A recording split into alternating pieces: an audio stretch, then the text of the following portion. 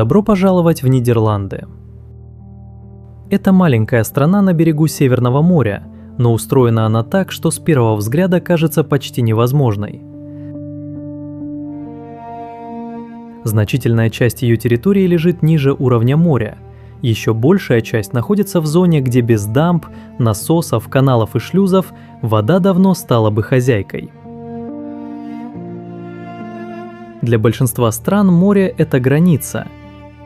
Для Нидерландов море было противником, соседом, дорогой, угрозой и источником богатства одновременно.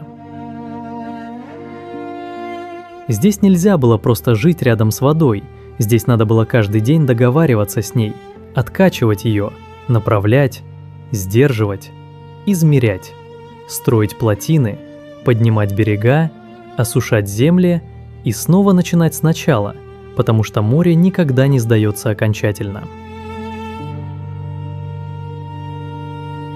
У голландцев есть старое выражение «Бог создал мир, а голландцы создали Нидерланды».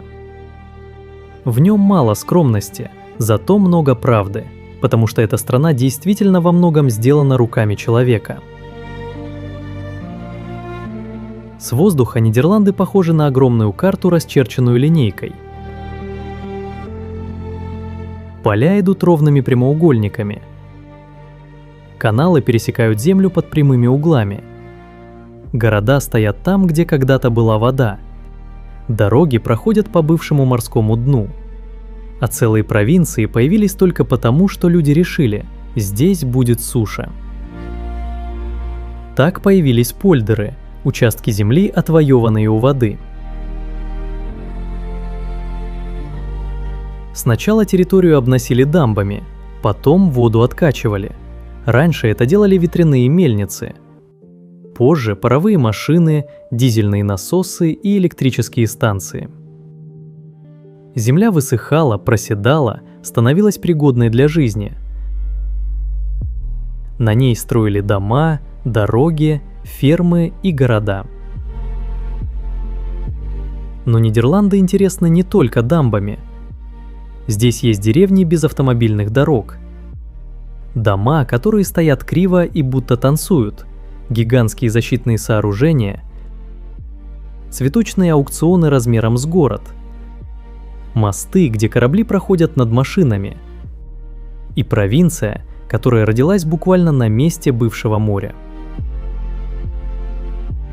И сейчас мы посмотрим, как устроены самые удивительные места Нидерландов.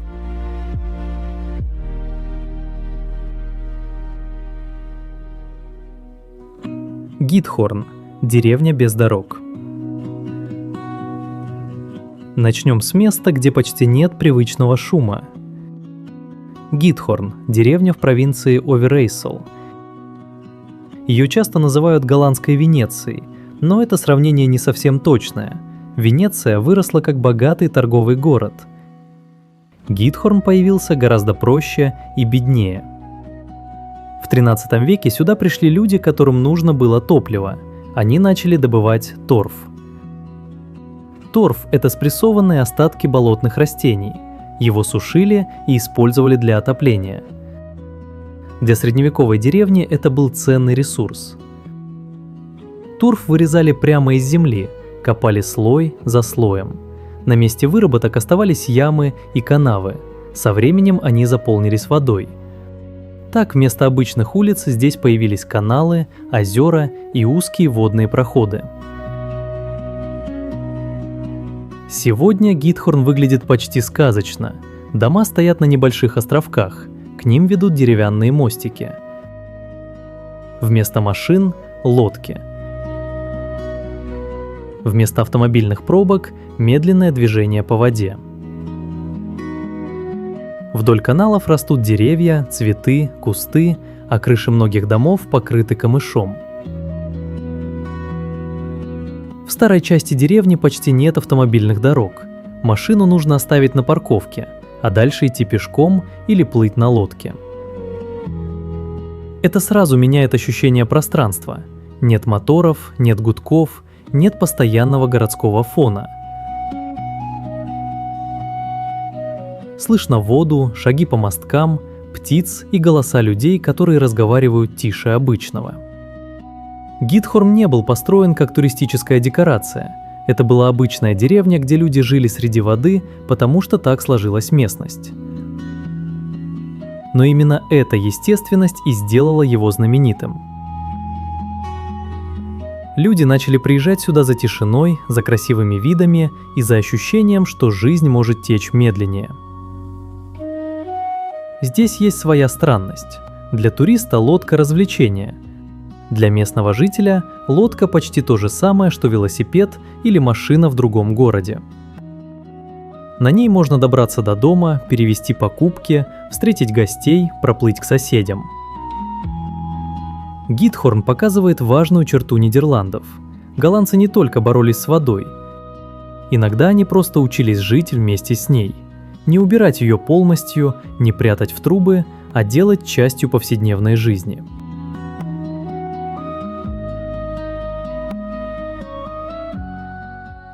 Заансес-Ханс – место, где сохранили Старую Голландию. Это музей под открытым небом рядом с рекой Заан. Здесь стоят старые деревянные дома, мельницы, амбары, мастерские и мосты. Все выглядит так, будто перед нами Голландия 17-18 веков. Но Заансес-Ханс не просто красивая деревня. Это место, где собрали и сохранили настоящие исторические постройки. В середине 20 века стало понятно, что многие старые дома и мельницы в регионе исчезают. Их разбирали, сносили, заменяли современными зданиями. Тогда часть построек решили перевести в одно место и восстановить.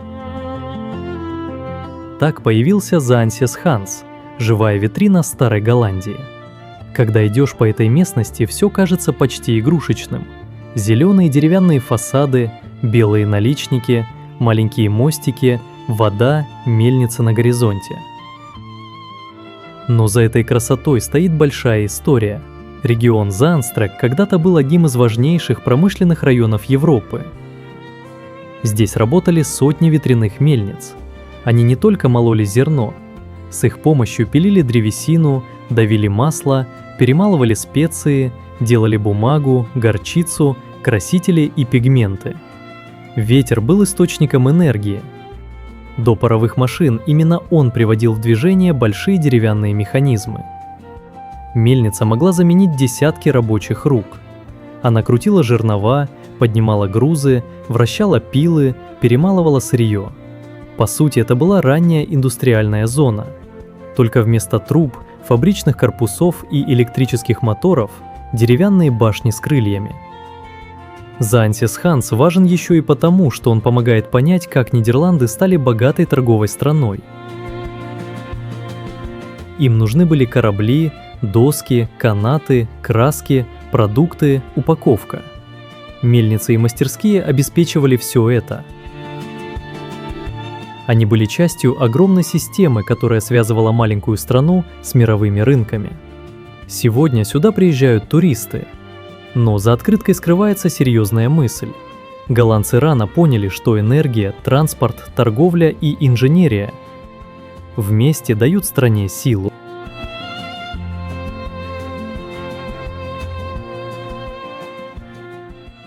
Afsluitdijk – дамба, которая изменила карту.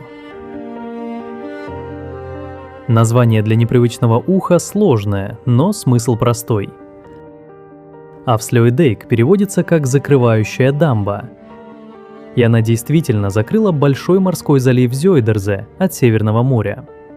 Зёйдерзе веками был опасным местом. Штормы загоняли морскую воду вглубь суши, разрушали берега, затапливали деревни и поля. Для жителей побережья это была постоянная угроза. В начале 20 века голландцы начали один из самых смелых проектов своей истории. Они решили отрезать залив от моря огромной дамбой. Работы шли с 1927 по 1932 год. Дамбу строили из песка, глины, камня и базальтовых блоков. Длина сооружения около 32 километров. Для того времени это был колоссальный труд. Рабочие строили стену прямо посреди воды. Использовались корабли, землесосы, техника, но огромную роль все равно играл человеческий труд. День за днем дамба росла навстречу другой стороне, пока море не оказалось перекрыто. Когда Афслёй-Дейк был завершен, произошло сразу несколько важных изменений. Соленый залив Зёйдерзе постепенно превратился в пресное озеро Эйселмер. Появилась возможность лучше контролировать воду. Снизилась опасность штормовых наводнений для больших территорий, а позже именно это озеро стало источником для новых проектов по осушению земель.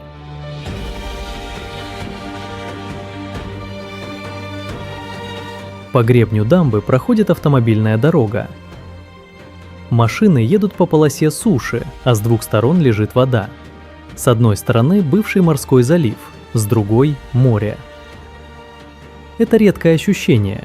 Ты едешь по дороге, которая существует только потому, что человек буквально провел линию через воду и сказал: «Здесь будет граница». Афслёй-Дейк хорошо виден на спутниковых снимках.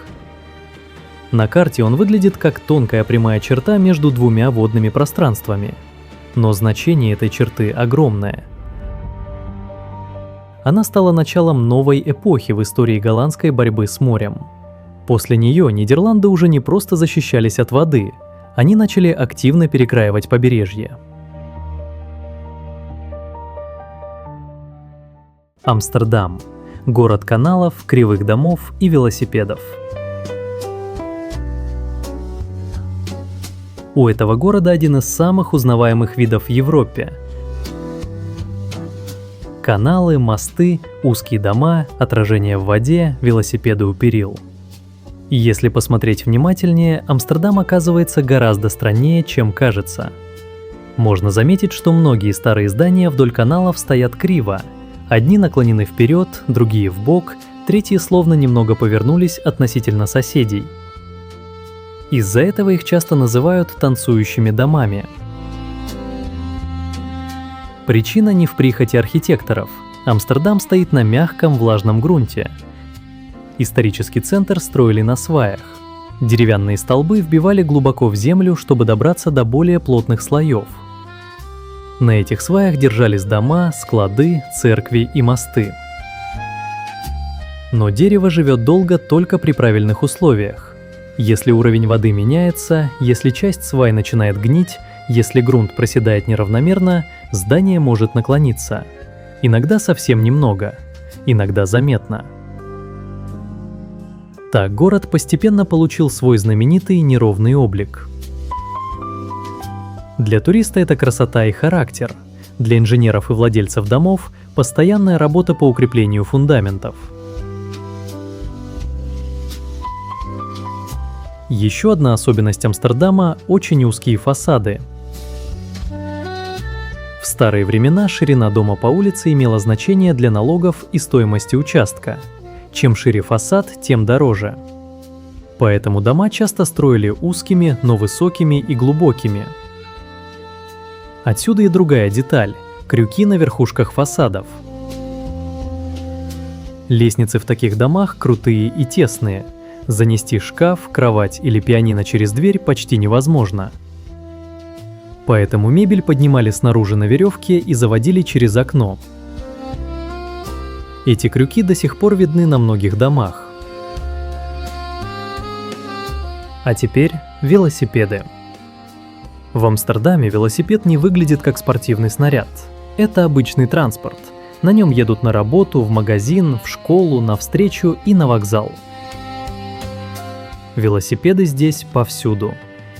Их больше, чем жителей. Поэтому город постоянно сталкивается с необычной проблемой. Велосипеды не только ездят, но и пропадают. Их бросают, забывают, воруют и ломают. Часть оказывается в каналах. Каждый год из воды достают тысячи ржавых велосипедов. Для этого используют специальные лодки и краны. Это звучит смешно, но в городе каналов любая массовая вещь рано или поздно оказывается в воде. Велосипеды стали частью городской среды почти так же, как мосты и лодки. Велодорожки, парковки и светофоры, ну и культура движения – все это создавалось десятилетиями.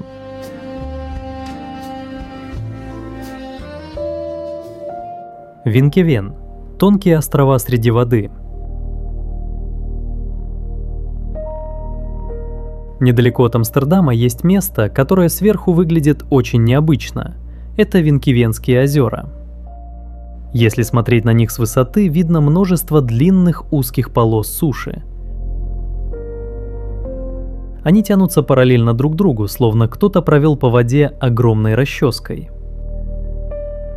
На некоторых полосах стоят домики, причалы, растут деревья и даже небольшие сады. История этого ландшафта снова связана с торфом. Когда-то здесь добывали торфяные пласты. Их вырезали длинными полосами. Между выработками оставляли участки земли, где торф можно было сушить. Со временем вырытые траншеи заполнились водой, получились озера. А оставленные полосы суши превратились в узкие острова. Так хозяйственная работа прошлого создала пейзаж. Сегодня Винкевен – место отдыха. Сюда приезжают из Амстердама и соседних городов. Здесь катаются на лодках, плавают, даже ныряют. В общем, проводят выходные у воды. Некоторые острова частные, некоторые можно арендовать. Попасть на многие из них можно только по воде. В этом есть особое ощущение уединения. До столицы совсем недалеко, но вокруг уже нет городского шума. Только длинные полосы земли, уходящие вдаль. Вода в этих озерах известна своей прозрачностью, поэтому это место любят дайверы.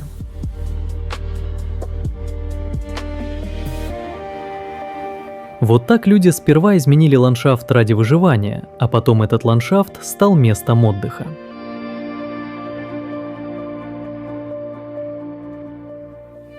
Тюльпаны – красота, которая стала экономикой. Сегодня Нидерланды трудно представить без цветочных полей. Весной целые районы страны покрываются разноцветными полосами.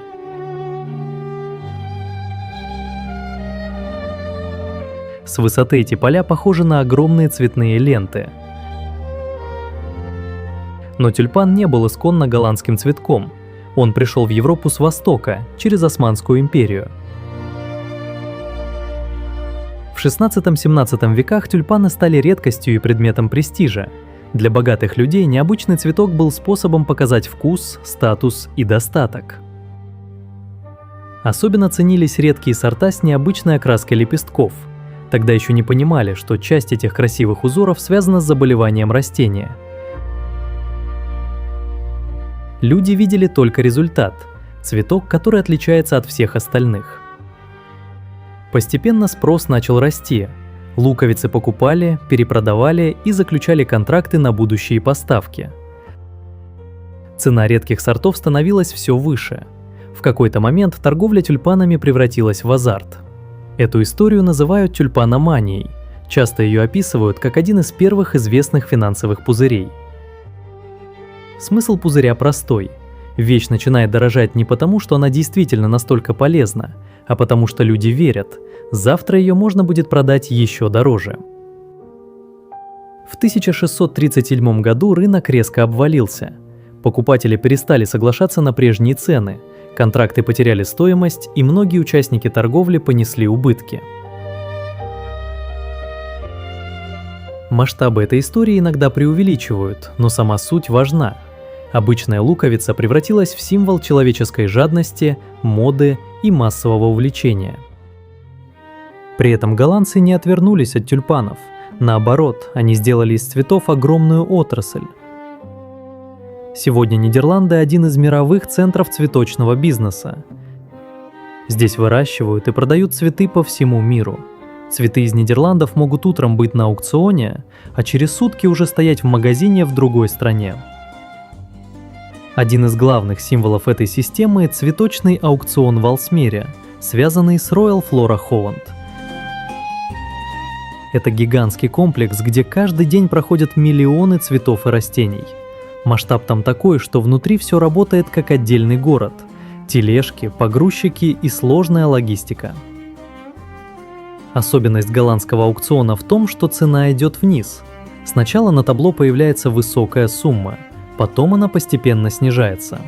Покупатель должен нажать кнопку в нужный момент. Нажмет слишком рано – переплатит. Нажмет поздно – товар заберет другой. Так, тюльпан из предмета моды стал частью большой экономики.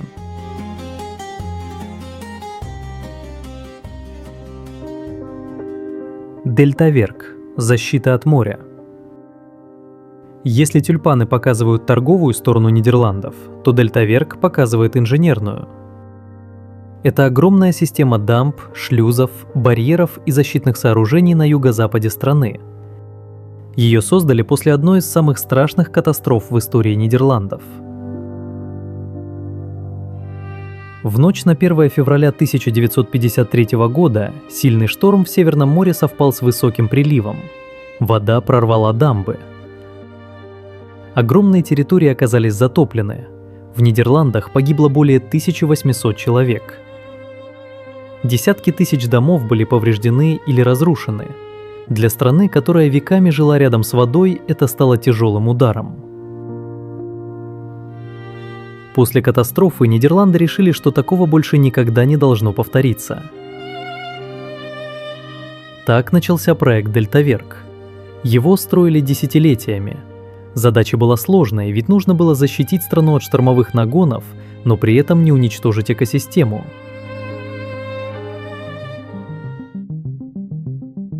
Один из самых известных объектов системы – Остерсхелдекеринг. Это огромный штормовой барьер длиной несколько километров. В нем установлены десятки металлических створок. В обычное время они открыты. Вода свободно движется, все приливы свободно проходят, и морская жизнь сохраняется. Но когда приходит опасный шторм, створки опускаются. Барьер закрывает путь в воде и защищает внутренние районы от наводнения. Это важная идея. Голландцы сделали управляемую систему. Другой знаменитый объект – Масландкеринг рядом с Роттердамом. Это один из крупнейших подвижных защитных механизмов в мире. Он защищает вход в новый водный путь, который ведет к порту Роттердама. В обычном состоянии две огромные створки лежат в сухих доках по берегам. Судоходству они не мешают. Но если прогнозируется опасный подъем воды, доки заполняются, створки всплывают и поворачиваются навстречу друг другу. Когда они сходятся посередине, водный путь перекрывается. Масштаб трудно представить. Каждая створка сравнима с большой инженерной конструкцией. А вся система должна сработать точно в тот момент, когда это нужно. Ошибка здесь стоит слишком дорого. Дельтаверк часто называют одним из крупнейших инженерных достижений 20 века. Есть в Нидерландах и более маленькие, но очень необычные водные сооружения. Например, акведук Велювемейр. Там автомобили едут по дороге, которая уходит под воду, а сверху по водному мосту проходят лодки и яхты. Для зрителя это выглядит необычно, но для голландской инженерной логики в этом нет чуда. Нидерланды построили систему постоянного контроля, и теперь их опыт используют во всем мире, от защиты портов до планирования городов, которым угрожает повышение уровня моря. Роттердам – город, который собрал себя заново. Теперь переместимся в Роттердам. Если Амстердам хранит старую Голландию, то Роттердам показывает другую сторону страны – современную, смелую и экспериментальную.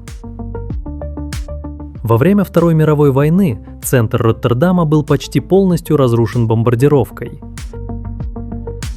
После войны город оказался перед выбором – восстанавливать старые кварталы как были или строить заново.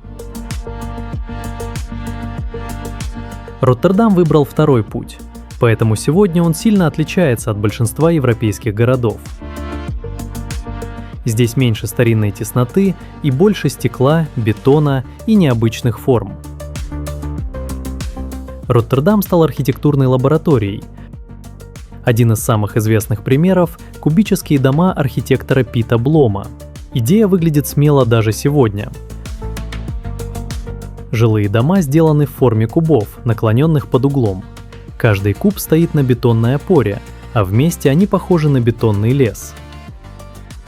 Внутри действительно живут люди, это не арт-объект, но пространство там необычное. Стены наклонены, а окна расположены под непривычными углами. Часть площади трудно использовать привычным способом. Мебель приходится подбирать аккуратно, но именно в этом и смысл. Дом заставляет иначе почувствовать пространство. Другой символ города – мост Эразма. Его длина около 802 метров, а высокий асимметричный пилон делает силуэт моста очень узнаваемым. За форму его прозвали «Лебедь». Он соединяет разные части города через реку Маас и давно стал не просто транспортным объектом, а символом Роттердама. Еще одно заметное здание – Марктхалл. Снаружи оно выглядит как арка или подкова. Внутри находится рынок с магазинами, кафе и торговыми точками. А в самой дуге размещены квартиры. Получается, что жилье, торговля и общественное пространство соединены в одном здании. Главная деталь находится внутри. Это огромная яркая фреска на своде. На ней изображены фрукты, овощи, рыба, цветы и насекомые в очень крупном масштабе. Эту работу часто сравнивают с современной капеллой торговли. Роттердам также известен небоскребами. Его деловой центр с башнями и мостами больше напоминает современный портовый мегаполис. И это логично. Роттердам – один из крупнейших портов Европы. Через него идут огромные потоки грузов. Амстердам рассказывает о прошлом, Роттердам – о будущем. Вместе они показывают, что эта страна умеет хранить старое, но не боится строить новое.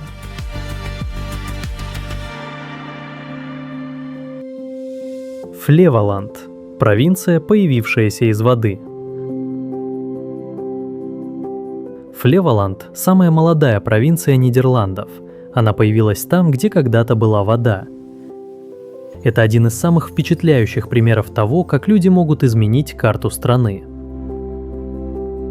История Флеволанда связана с тем самым проектом, который начался после строительства Афслюйтдейка. Когда залив Зёйдерзе был отрезан от Северного моря и превратился в пресное озеро Эйсилмер, появилась возможность осушать отдельные участки. Сначала территорию окружали дамбами, а потом откачивали воду. Дно бывшего водоема высыхало, земля оседала, укреплялась, становилась пригодной для дорог, полей и зданий. Так появились новые участки суши, где самый известный из них – Флевополдер. Его часто называют крупнейшим искусственным островом в мире. На этой земле построили города, фермы и дороги, посадили леса. Флеволанд официально стал отдельной провинцией только в 1986 году. По меркам Европы это почти вчера. Здесь нет средневековых центров, старых крепостных стен и каналов 17 века. Зато есть прямые дороги, современная планировка и ощущение пространства, которые создавались с чистого листа. Города Алмере и Лелестад – хорошие примеры такой новой территории. На этой новой земле много сельского хозяйства. Почвы бывшего морского дна оказались плодородными. Ровный рельеф удобен для полей, дорог и энергетики, поэтому здесь активно используют ветер. В Флеволанде и рядом с ним стоят крупные ветропарки. Турбины выстроены рядами на суше и у воды, превращая постоянный ветер в электричество. В этом есть красивый исторический круг. Раньше ветер помогал голландцам откачивать воду с помощью мельниц. Сегодня ветер дает электричество современным городам. Технологии изменились, но принцип остался. Нидерланды удивляют не тем, что ведут нескончаемую борьбу с природой. Природу нельзя победить окончательно. Они удивляют тем, что веками учились понимать ее правила и строить свою жизнь с учетом этих правил. Вот такие они, Нидерланды. Если выпуск был интересен, поставьте лайк. Подписывайтесь на канал, чтобы не пропустить новые истории о самых необычных местах, явлениях и сооружениях на нашей планете. Всего вам доброго! Увидимся в следующем выпуске.